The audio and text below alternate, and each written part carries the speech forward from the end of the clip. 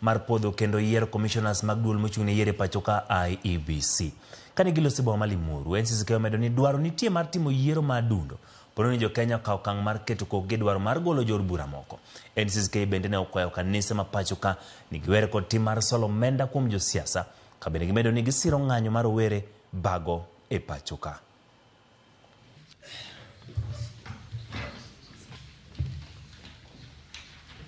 Father, that the precious blood of Jesus Christ by none other than the president who is the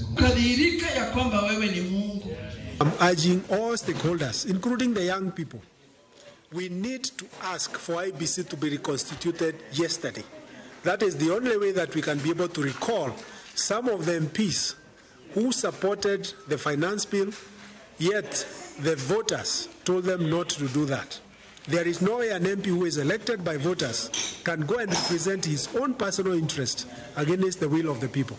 As NCCK, we have come up with guidelines for ministering to politicians when they come to church.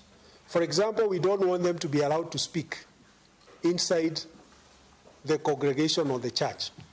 We don't want them to come and dish out money as well. We are also calling on other institutions, whether it's the judiciary, the police, and all other institutions, including Parliament, to play their role. Kenyans want an assurance that matters to deal with civilians will be dealt with by the Kenya police.